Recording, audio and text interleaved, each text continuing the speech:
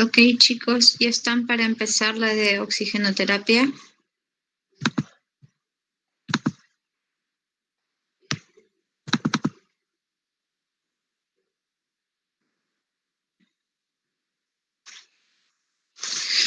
Me avisan, por favor, para empezar.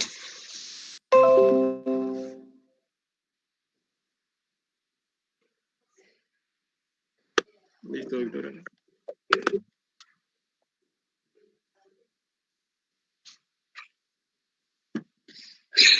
Ya. Ok. Ok, estamos, ¿no? Ya. Entonces, el tema es oxigenoterapia y insuficiencia respiratoria. Entonces, ustedes recordarán cuál es el objetivo en sí del sistema respiratorio, ¿no? El objetivo es lograr el intercambio gaseoso. ¿Ya? Es la principal función. Es aportar oxígeno. El oxígeno nosotros lo vamos a inhalar, pasa por las vías respiratorias, llega hacia el alveolo y luego va a pasar por difusión hacia la sangre arterial. Y también es expulsar los productos de desecho, en este caso el dióxido de carbono, que sale a través de la sangre venosa mixta y sale de los pulmones, se hace el intercambio y eso se expulsa hacia el ambiente. El parámetro de oxigenación arterial que evalúa la función pulmonar va a ser la presión arterial de oxígeno, que nosotros la vamos a poder medir a través del AGA, análisis de gases arteriales en sangre, ¿ya? Indirectamente también podemos evaluarlo mediante lo que es la saturación de oxígeno, que se hace mediante pulsioximetría. La presión parcial de oxígeno arterial en el adulto va a variar ligeramente con la edad, con la altitud y la fracción inspirada de oxígeno.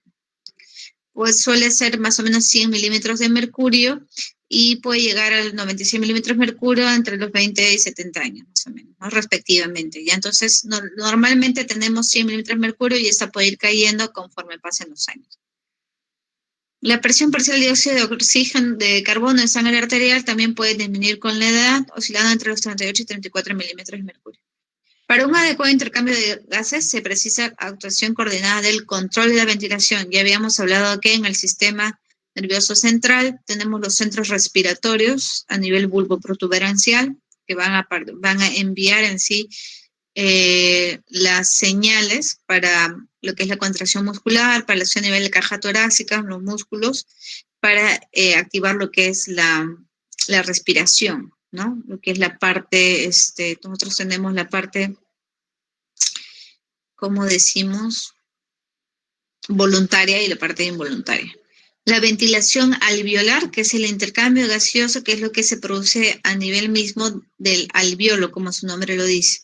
La difusión alveolo capilar, una vez que ya ingresa el oxígeno, cómo pasa hacia los capilares y luego al resto del cuerpo, y la perfusión pulmonar, ¿no? Tiene que haber una adecuada llegada de flujo sanguíneo hacia los capilares para que se pueda realizar el intercambio gaseoso. De lo contrario, no va a haber una buena oxigenación. Entonces, se requieren de estas 4 etapas para nosotros, la integridad de estas 4 etapas para lograr una adecuada ventilación y lograr en todo caso el objetivo del sistema respiratorio, ¿ya? La diferencia o gradiente alveolar arterial de oxígeno, entendida como la diferencia entre la presión alveolar de oxígeno, es decir, la concentración que tiene el oxígeno a nivel del alveolo y la presión arterial propiamente, refleja la eficiencia del pulmón como intercambiador de gases. En circunstancias normales es prácticamente igual, ¿ya? Sin embargo, esta puede variar si hay un aumento del espacio muerto, si hay zonas que no están perfundidas, no están ventiladas, ¿no?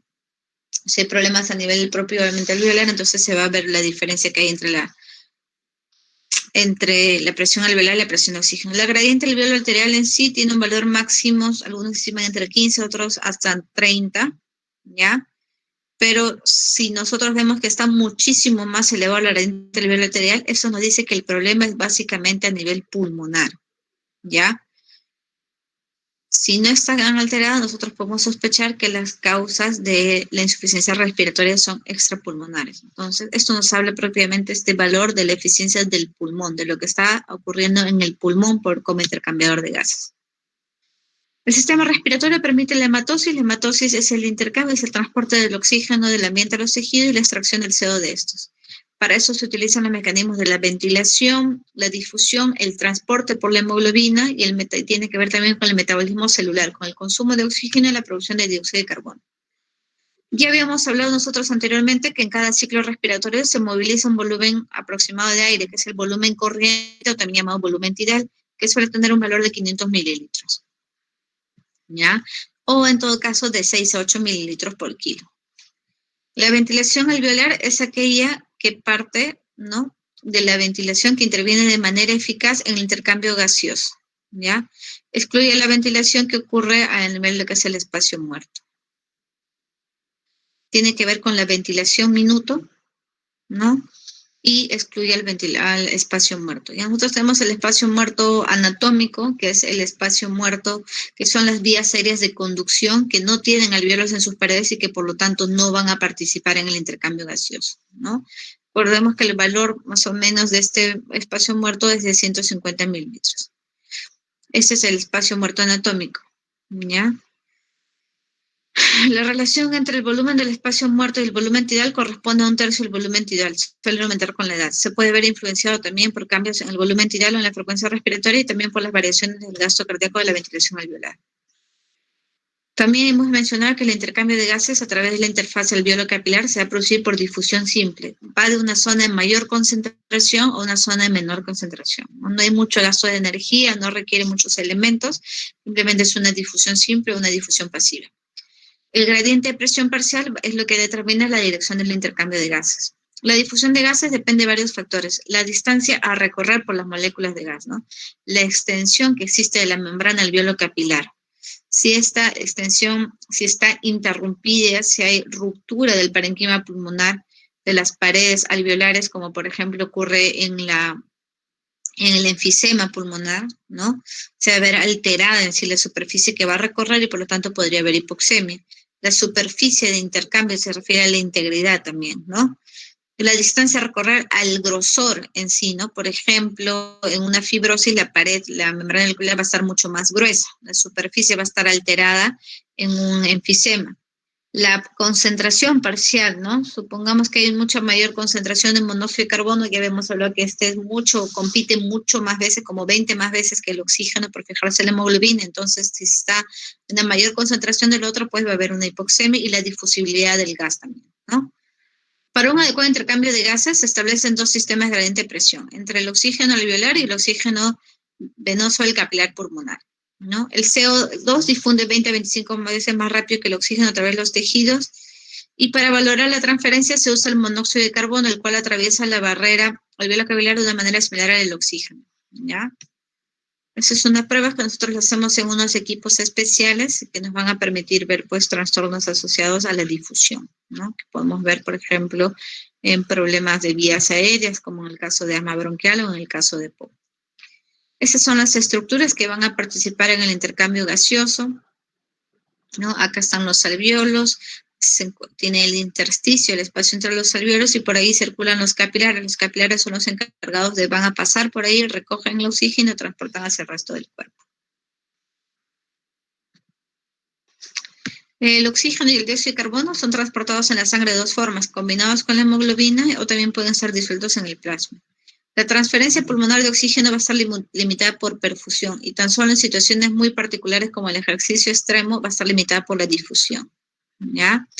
Puede haber también desigualdades en la relación ventilación-perfusión entre unidades alveolares dependiendo de su localización, ¿no? Va a haber una mejor ventilación hacia los ápices y una mayor perfusión en las bases, ¿ya? Sin embargo, cuando el paciente está en decúbito, pues eso se va a hacer mucho más homogéneo porque la perfusión se hace más homogénea en todas las estructuras, aunque sigue predominando hacia la parte posterior, ¿no? Va a depender mucho también de la localización, entonces la estructura alveolar y de la postura. En posición erecta va a haber una disminución de la relación de la ventilación-perfusión desde el vértice pulmonar hasta la base, ¿ya? Tanto la ventilación como la perfusión van a ser superiores en las bases pulmonares. Sin embargo, las unidades alveolares situadas en los vértices pulmonares van a tener coeficientes de ventilación-perfusión elevados porque va a haber una mayor ventilación por la gravedad, mientras que en las bases pulmonares son inferiores a 1, puesto que acá va a haber una mayor perfusión. Y acá está lo que les menciono de que puede cambiar esto con la postura, ¿no? Esto va a generar esos cambios gravitacionales, las áreas de West, que tienen que ver con las relaciones de ventilación-perfusión, que va a ser estimada por la gravedad. Entonces, Esos son ya aspectos esenciales que ya les mencioné en una clase previa de fisiología respiratoria. Algunos conceptos. Acá llamamos hipoxemia. Hipoxemia es cuando hay una disminución del contenido y o de la presión parcial de oxígeno en la sangre arterial por debajo de los límites normales para la edad del sujeto, respirando aire ambiente, que es una concentración de 21%, y a nivel del mar.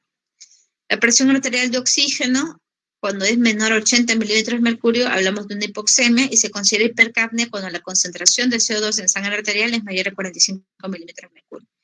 ¿A qué llamamos insuficiencia respiratoria? Es cuando hay una disfunción del aparato respiratorio que va a producir una alteración en el intercambio gaseoso normal. Básicamente es el fracaso que hay del proceso de entrega de oxígeno a los tejidos o a la eliminación del CO2 de esos.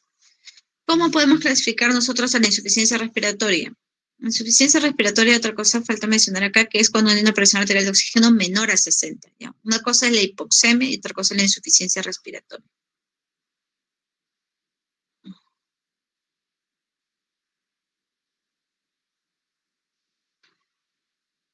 Un ratito.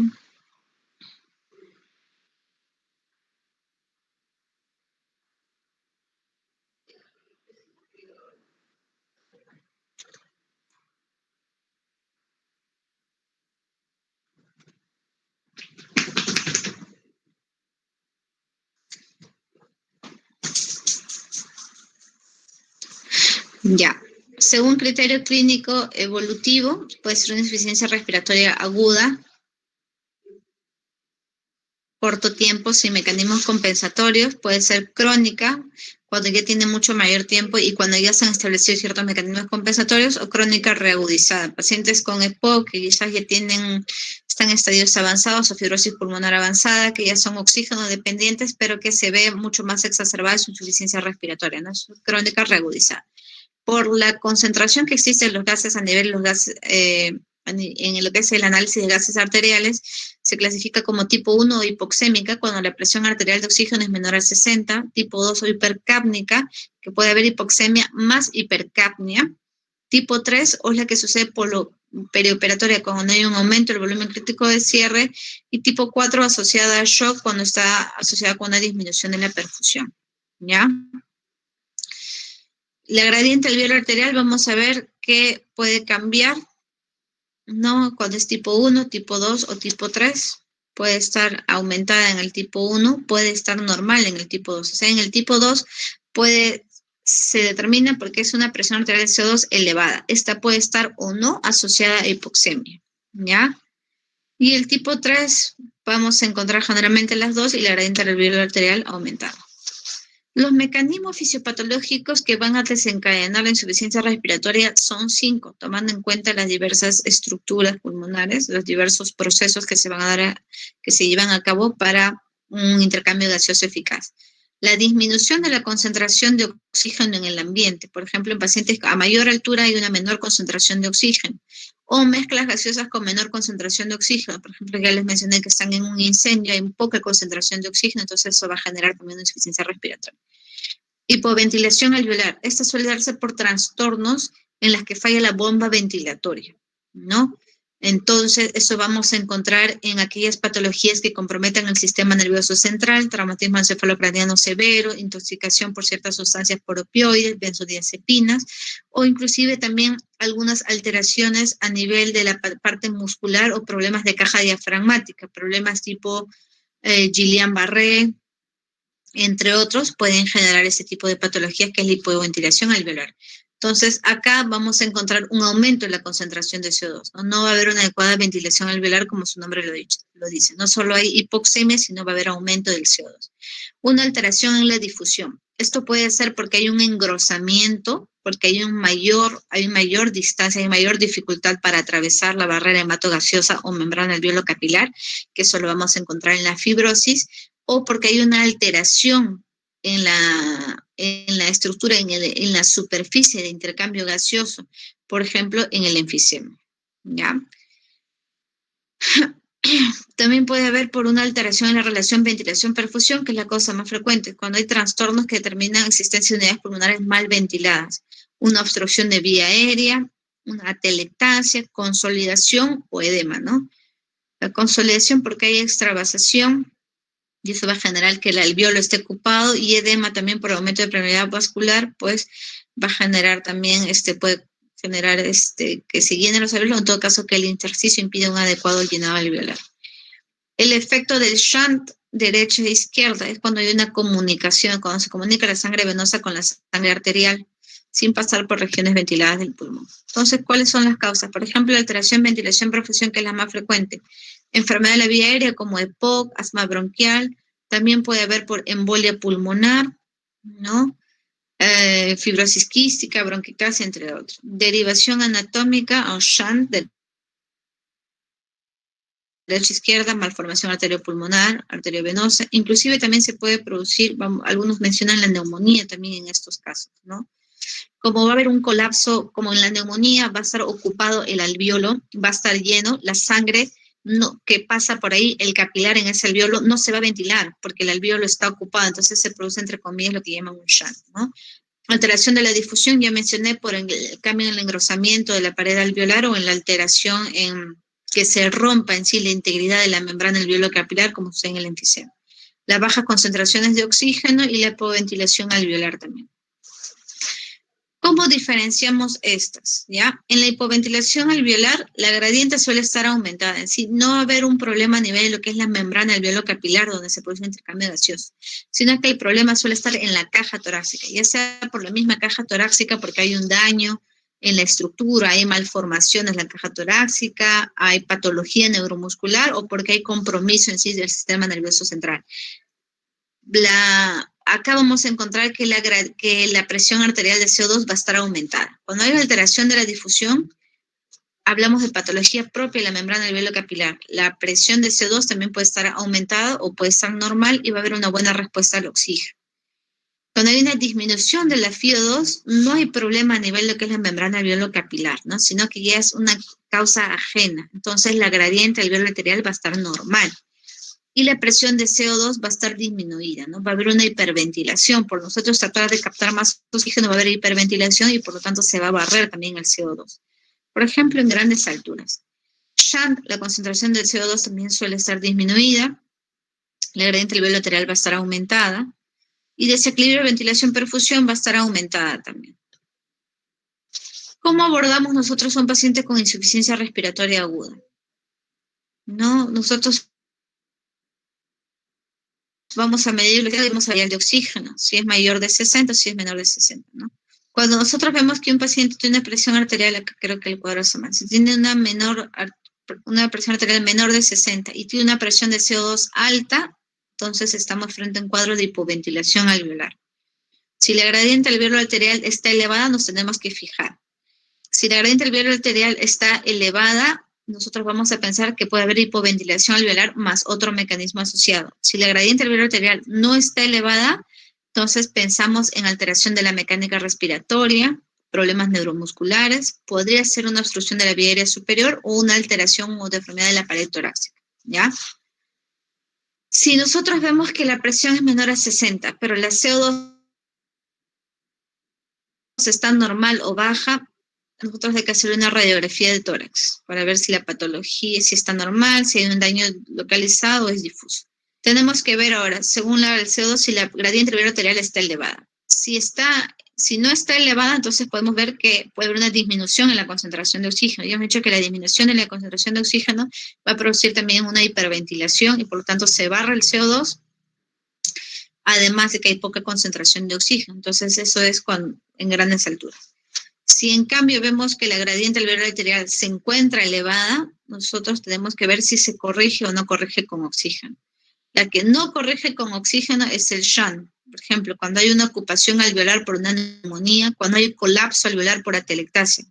Mencioné, el alveolo está colapsado, entonces el capilar que pasa por ahí no se va a oxigenar, no va a haber entrada de sangre oxigenada. Shunt intracardíaco o shunt vascular. Lo que sí mejora notablemente es alteraciones de ventilación-perfusión, enfermedad pulmonar obstructiva crónica, asma, fibrosis, sarcoidosis, también puede ser la neumonía, el tromboembolismo pulmonar y la hipertensión pulmonar, ¿ya? Entonces, nuevamente acá es importante que ustedes logren diferenciar quiénes cursan con retención de CO2, quiénes no cursan con retención de CO2. Sobre todo la cabeza con retención de CO2, consideremos la hipoventilación alveolar, ¿ya? Si es un paciente que tiene ya un daño, una enfermedad pulmonar preexistente, lo más probable es que estemos frente a un cuadro de EPOC exacerbado, bronquiectasias o un EPIT exacerbado. Entonces, es importante que ustedes recuerden estos cuadros. Ahora, ¿cómo manejamos en sí la insuficiencia respiratoria? Pues con la administración de oxígeno suplementario. ¿Qué consiste? ¿Qué es la oxigenoterapia? Es la administración de oxígeno a concentraciones mayores a la que se encuentra en el medio ambiente con el intento de tratar o prevenir los síntomas o manifestaciones de hipoxia. El oxígeno es el tratamiento de la hipoxemia, no de la disnea. ¿Ya? La disnea es un síntoma, es un mecanismo de defensa y va a estar asociado a múltiples cosas, entre una de ellas a la hipoxemia. ¿Ya? No necesariamente el dar oxígeno va a mejorar la disnea. ¿Ya? Se requiere en sí la mejora o la resolución del proceso subyacente. Y las indicaciones es el tratamiento de la insuficiencia respiratoria tanto aguda como crónica. Procesos agudos, aquellos que tienen, cuando es insuficiencia, vamos a mencionar cuando hay una concentración de oxígeno en sangre arterial menor a 60 o en su defecto, si no tenemos a la mano para hacer un análisis de gases arteriales, la oximetría de pulso. Si satura menor al 90%, eso equivale a una concentración de oxígeno en sangre arterial menor a 60 y por lo tanto también es indicación de oxigenoterapia.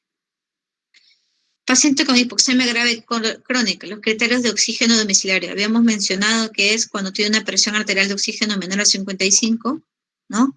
O saturación de 88% en enfermos crónicos en fase estable. O habíamos mencionado que entre 55 y 60, pero cuando tienen hipertensión pulmonar asociada, también se da oxígeno domiciliario, ¿no? Eso lo hemos visto en clases anteriores. Se debe usar también, habíamos mencionado que también participa en el intercambio gaseoso lo que es la perfusión al sistema circulatorio. Entonces, en pacientes graves con hipotensión arterial hay que dar oxígeno, pacientes que tienen bajo gasto cardíaco, bradicardia, acidosis metabólica, aunque no existe hipoxemia, también debemos dar. Sospecha de hipoxemia, pacientes que tienen un infarto agudo de miocardio, un envenenamiento por monóxido de carbono, cianuro, shock, crisis asmáticas, pacientes que tienen traumatismos severos en algún momento por el deterioro del nivel de conciencia, por el compromiso del sistema nervioso central, se van a afectar los centros respiratorios y esto va a llevar a hipoxemia. Entonces, lo ideal también es asegurar que hay una adecuada oxigenación, ¿no? Sobre todo en pacientes que tienen problemas neurológicos, se busca asegurar una saturación de oxígeno mayor o igual a 95% para asegurar que haya de estos órganos que son tan fundamentales como es el cerebro, que haya una buena oxigenación, ¿ya? Entonces, las indicaciones ya habíamos mencionado, procesos agudos, oxígeno menor a 60, hipoxemia grave que no responde a terapia médica, crónica, una presión arterial menor a 55 en pacientes enfermos crónicos en fase estable. Objetivos de saturación, 94-98% para los pacientes agudamente enfermos, y cuando es un paciente que ya tiene un proceso, una enfermedad pulmonar crónica, o ya tiene una patología pulmonar, ya sea propiamente del parénquima o de caja torácica ya establecida, lo ideal, ya había mencionado, es que cuando es crónico ya existen mecanismos de adaptación que tiene el propio cuerpo. Entonces, no podemos dar altas concentraciones de oxígeno porque producimos alteración del nivel de conciencia, mayor retención de CO2 y mayores complicaciones. Entonces, cuando el paciente ya sabemos que tiene un cuadro pulmonar, ya es un paciente crónico, no buscamos llegar a valores del 94% más, sino nos conformamos con valores entre 88 y 92%, porque ese organismo ya está acostumbrado a esa hipoxemia, ¿ya? ¿Cómo podemos calcular la presión de oxígeno de un individuo según la edad? Con la siguiente fórmula, 103.5 menos 0.43 por la edad, ¿no? No vamos a esperar a una persona de 80 años sacarle un A y obtener una presión arterial de oxígeno de 85, supongamos. De repente le corresponde 70, 72. Habría que calcular según la fórmula, ¿ya? ¿Qué sistemas nosotros tenemos a la mano para la administración de oxígeno? Tenemos dispositivos de alto flujo y dispositivos de bajo flujo. De bajo flujo son aquellos que nos van a permitir la administración de volumen menores a 40 litros por minuto de gas. No proporciona la totalidad del gas inspirado porque parte es tomado del medio ambiente.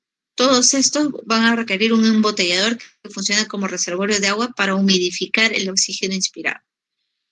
¿Qué dispositivos usamos? Las cánulas simples, que nosotros llamamos las bigoteras, ¿no? También los van a encontrar ustedes. Las máscaras simples, que no usamos con frecuencia, y tenemos la máscara de reservorio, que tienen válvulas de aspiración y otras no.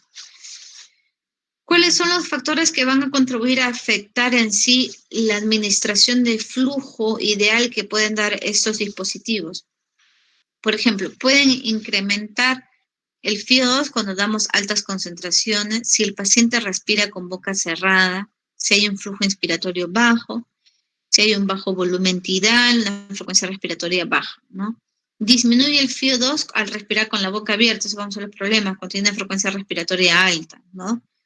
Porque el paciente, por ejemplo, vamos a ver que esos pacientes como hablan, comen, ventilan, entonces no va a asegurar, va a hacer que parte del oxígeno que nosotros estamos administrando se va a perder. La proporción inspiración-expiración baja también.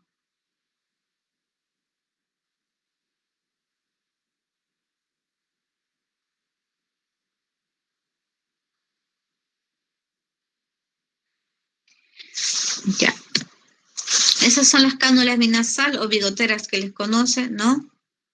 Flujos que exceden 4 litros por minuto pueden producir secado de mucosa nasal, esa es una de las principales complicaciones. En algunos casos puede producir bastante irritación, inclusive sangrado en fosa nasal, ¿no? El flujo va a variar, ya habíamos mencionado, si el paciente respira por boca, en la nariz. Entonces, mientras el paciente come, conversa, permite las ventajas es que el paciente pueda comer sin problemas, pueda conversar, pero efectivamente al lograr eso también hace que parte del flujo se pierda, ¿no?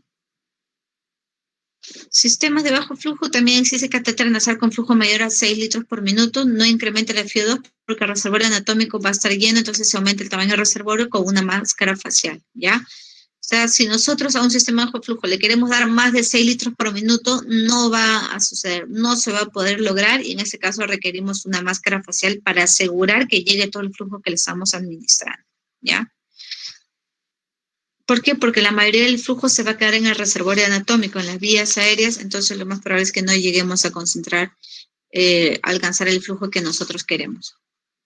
El reservorio anatómico lo constituyen las vías respiratorias superiores, que constituye un tercio del espacio muerto. El reservorio del dispositivo, más o menos la máscara, 100 a 200 mililitros, y la bolsa de reservorio es a 600 hasta 1 litro.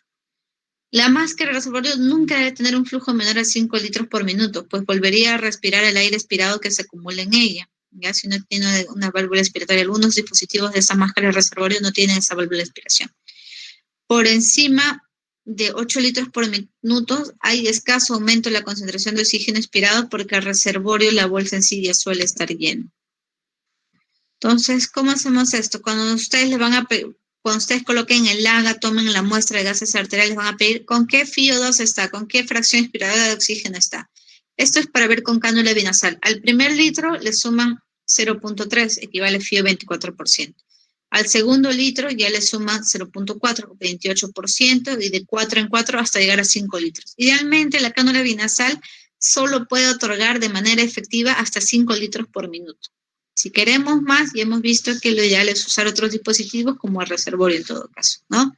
Entonces, estos son los litros que se le da por cánula y la correlación que existe con el FIO2. Entonces, si ustedes llevan una muestra de AGA, tienen que poner siempre la temperatura y el FIO2. Si el paciente está con 4 litros, el FIO2 que tiene es 36%, ¿ya? Esto lo tienen que tomar en cuenta, quizás ahorita no va a serles tan útil, pero cuando empiecen su internado, sus actividades, sus rotaciones en el hospital, les va a ser útil que ustedes conozcan estos valores. Tenemos las mascarillas simples de oxígeno, que nosotros en nuestro medio no lo usamos mucho. Nos permite administrar una fracción inspirada de oxígeno de 35% a 50%, con flujos de entre 5 y 10 litros por minuto. Es necesario mantener al menos 5 litros por minuto de flujo, ¿ya? Nosotros lo medimos, lo regulamos con el humidificador, con el sistema empotrado de oxígeno, hay que tener al menos 5 litros por minuto. Puede producir a largo plazo irritación de la piel y úlceras de presión, por lo que está constantemente ajustado hacia la piel, puede producir lesiones cutáneas, ¿no? Dificulta la alimentación, obviamente, porque está interfiriendo lo que es la máscara, el acceso a la cavidad oral, por lo que en esos pacientes hay que hacer el intercambio por cánula binasal al momento que el paciente va a comer. La máscara de reservorio es máscara simple con una bolsa o reservorio en su extremo inferior. La bolsa de reserva sirve como una fuente de oxígeno al 100%. Un flujo de 6 a 10 litros puede aportar de una FIO2 a 0.4 a 7, es decir, a 40% a 70%. Las máscaras de no reinhalación tienen una válvula unidireccional que evita que el aire expirado retorne a la bolsa. Este requiere un flujo mínimo de 10 litros y pueden llegar a aportar un FIO2 mayor de hasta 80%, ¿ya? Entonces, con reservorio ustedes nunca van a alcanzar un FIO2 de 100%. Lo máximo que pueden alcanzar es 80%. Estos cuando la máscara tiene, la bolsa reservorio cuando tiene una válvula expiratoria. Si no tiene en sí, pueden alcanzar de entre 40 a 70%, digamos, ¿no? Cuando le dan 10 litros, ¿ya? Entonces, la de de no reinhalación versus reinhalación parcial, ¿no? Este tiene una válvula de salida que permite un flujo bidireccional para que no se quede ahí el aire expirado, mientras que este simplemente se va a mantener y eso va a hacer que se llene la bolsa. Estas son las máscaras de reservorio. Litros por minuto que requiere sin reinhalación. 75% requiere 11 litros, 12 litros 80%, ¿no? En cambio acá puede llegar a su tope hasta 60%.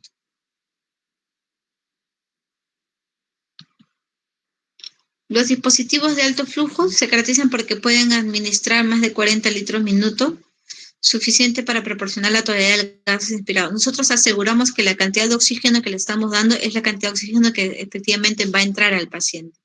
El paciente solamente respira el gas suministrado por el dispositivo.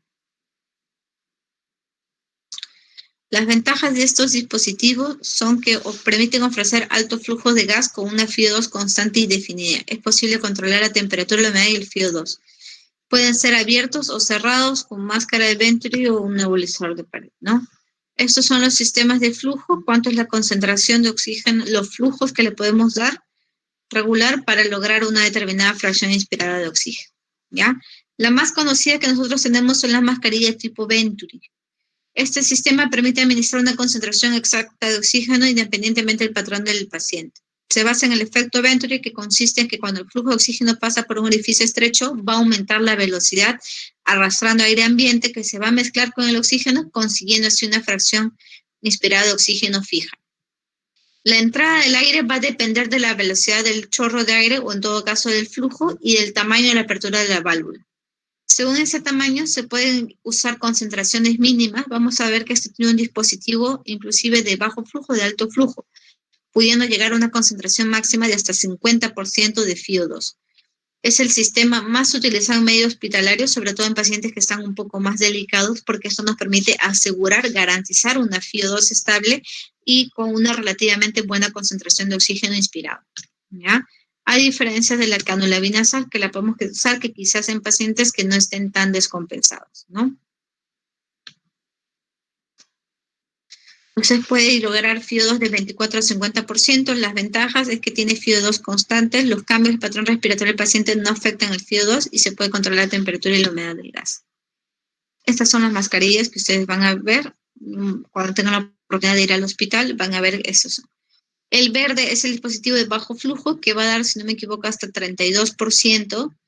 Y de 32 en adelante nos va a dar el blanco, que puede llegar hasta 50% de administración. Y eso lo regulan, tienen acá una flecha, conforme lo van girando, ya hacia los costados, en esta parte vertical, van a ver ustedes unas líneas verticales, y ahí va a estar marcado el valor del FIO2. Entonces ustedes lo van girando y según eso van también aumentando el flujo de oxígeno que está empotrado en la pared para regular la concentración. Esto tiene acá señalado en sí qué valor le queremos dar, y ya les dije qué dispositivo tienen que usar, si el verde o el blanquito. Estos son los sistemas de alto flujo, cuánto flujo de oxígeno requieren para lograr determinada concentración con el FIO2. Otros sistemas de alto flujo, tenemos el sistema cerrado, tenemos lo que nosotros usamos normalmente como AMBU. AMBU es la máscara en sí, pero es una bolsa, válvula, mascarilla de reanimación, ¿no? O en todo caso el casco cefálico. No existe mezcla adicional con aire en medio ambiente, pero existe una mayor posibilidad de reinhalación de CO2 si el volumen de gas suministrado no es el suficiente para permitir su lavado, ¿ya? Tenemos sistemas abiertos también, posibilidad de mezcla adicional con el aire medio ambiente, por ejemplo, la pieza en T o collarín de traqueostomía. Esto lo vamos a usar nosotros, bueno, sobre todo en pacientes que están que han sido extubados, ¿no? O que tengan traqueostomía, los podemos conectar inclusive el sistema Venturi o de frente le colocamos el tubo entero, ¿no? ¿Cómo nosotros hacemos la monitorización? Para hacer un seguimiento, si es que estamos logrando corregir o no la hipoxemia, definitivamente hay que hacerlo un AGA, un análisis de gases arteriales. De esto va a depender si ha mejorado o no, o si el paciente está fracasando, para nosotros decir, no, de repente el paciente está yendo mal, va a tener que ir a ventilación mecánica invasiva, ¿no? O quizás requiere otro tipo de medidas, ¿no? Nos va a permitir el AGA, nos permite ver la gradiente alveolar arterial de oxígeno, la relación de PaFi-O2, que nos mide lo que es la injuria pulmonar aguda, y cuando estamos a un valor menor a 100 es una injuria pulmonar aguda severa, un distrés del adulto, entonces estamos hablando de un caso grave de insuficiencia respiratoria y que va a terminar en ventilación mecánica, ¿no? Si no tenemos a la mano esto, hay que hacer oximetría de pulso, ¿ya? Pero de todas maneras fundamentales, una vez que hemos detectado insuficiencia respiratoria, tratar de derivar al paciente, hacerle un análisis de gases arteriales. Esos son los oxímetros de pulso, hay varias marcas, hay unos portátiles que son pequeñitos, ustedes los han visto, hay bastante en la emergencia, hay bastantes compañeros que tienen. Entonces nos va a dar la medición de la frecuencia cardíaca y la saturación de oxígeno, ¿ya? Si el valor determinado es menor que el valor estimado, es de suponer que el paciente presentará hipoxemia aire ambiente. Recomendaciones para indicio de oxigenoterapia cuando hay paro cardíaco respiratorio, hipoxemia, hipotensión arterial sistólica. Obviamente, en estos casos el paciente entra en paro, ¿no? Obviamente hablamos de administración de oxígeno, pero de otros dispositivos, ya hablamos de una ventilación mecánica probablemente, ¿no? Cuando hay una frecuencia respiratoria alta, una acidosis metabólica, también una insuficiencia cardíaca, hay que considerar el uso de oxígeno. ¿Cuáles son los efectos adversos que puede producir atelectasia por absorción? Un aumento de la presión de CO2 también, sobre todo cuando ya mencioné, cuando damos oxígenos en grandes cantidades a personas que tienen una enfermedad pulmonar crónica subyacente. Cuando hay efectos hemodinámicos puede haber una disminución del gasto cardíaco también, ¿no? Como respuesta, porque podría haber una vasoconstricción, una disminución del flujo sanguíneo, porque algunos receptores podrían interpretar que hay un exceso de oxígeno, ¿no? Citotoxicidad también puede producir traqueobronquitis o daño alveolar difuso. Eso se produce por la liberación de productos intermedios del metabolismo del oxígeno, como son los radicales libres. Estos son los radicales. Y existen también algunos mecanismos de defensa antioxidante, inclusive se pueden dar ciertos suplementos, como son antioxidantes no enzimáticos.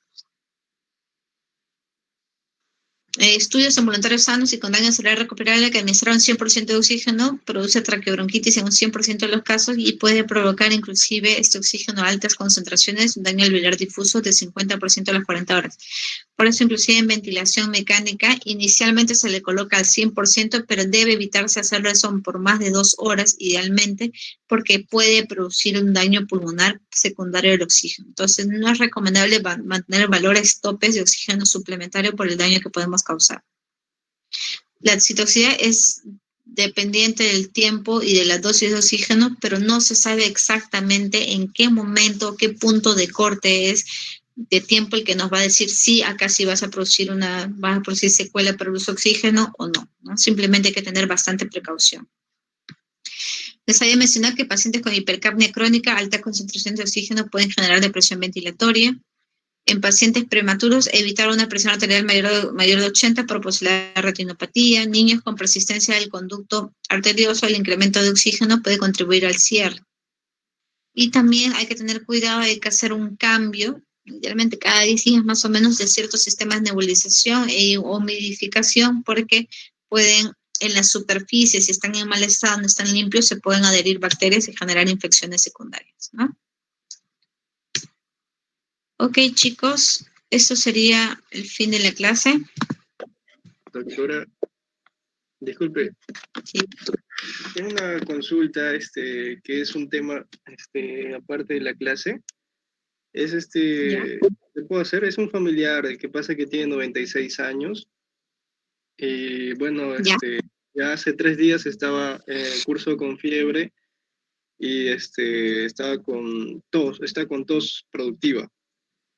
Ya, bueno, y el señor le dieron le han dado para la fiebre, ¿no? Metimas, metamisol, A mí sí. jarabe de 250 miligramos por 5 mililitros. También, como ya pasaron 3 días, le han dado también, creo que le han dado acitromicina y un Ya. corticoide. Ajá. Pero ahora ya que pasaron esos 3 días, ahora se está quejando y está respirando por la boca. Ya, lo ideal sería, ante todo, tomarle signos vitales, ¿no? Sí, Ver la frecuencia respiratoria si es muy elevada. Lo ideal sería conseguir un oxímetro de pulso para ver si la persona está saturada.